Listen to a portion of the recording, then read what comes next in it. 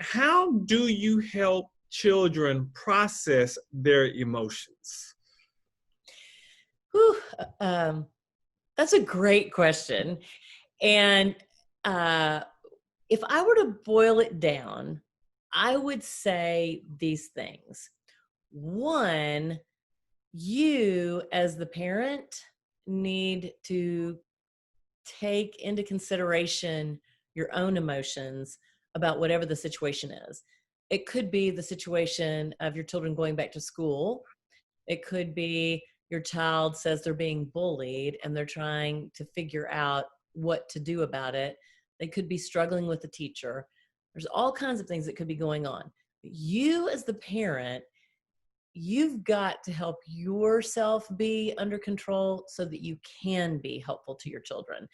So perhaps maybe moving back a little bit from the situation once you know what's going on and thinking about, okay, what do I think would be the best thing to do for my children next? I hear you saying an anxious parent Yeah. can beget an anxious child.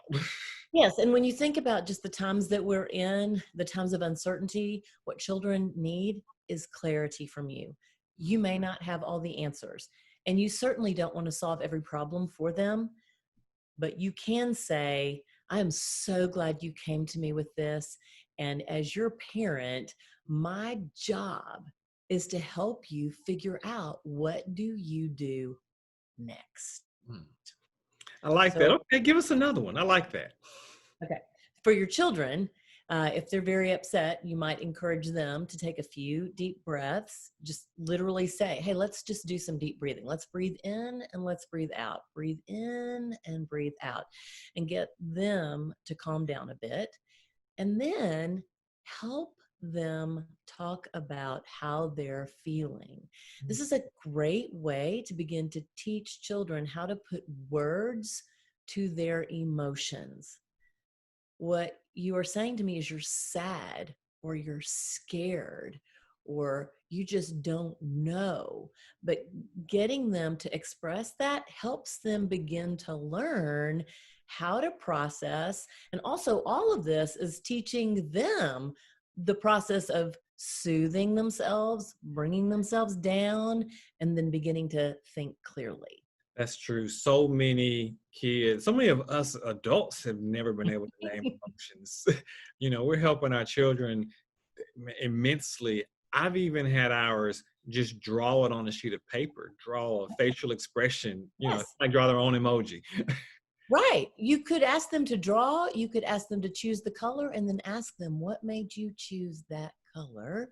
So that, again, you're helping them process. Yes. And I think the next step is asking them, what do you wish would happen? Now, sometimes in that moment, they'll say, well, I just want to go smack Johnny upside the head. Uh, or I want to do better on that test. Whatever they say in that moment, obviously hitting somebody else isn't necessarily what you want them to do. So you might say, okay, well, what else? What else could happen in this situation? And they might say, I want you to go fix it.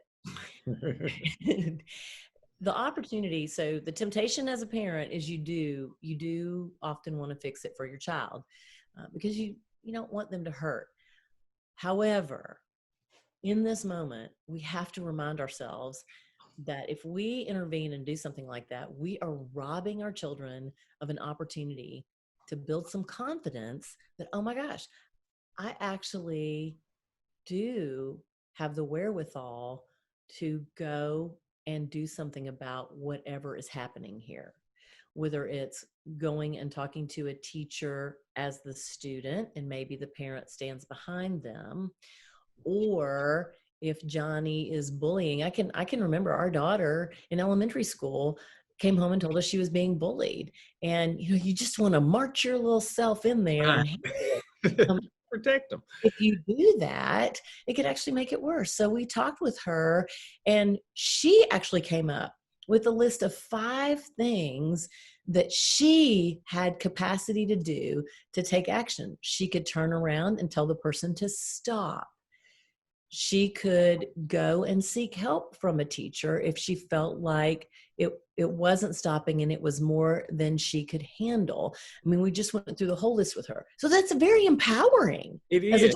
child. It is. What is funny, because what I have not heard you say at all is tell them their emotion is bad, or Oh, yeah. or try to squash it or dismiss it, but you're really giving them tools to recognize that emotions aren't a bad thing.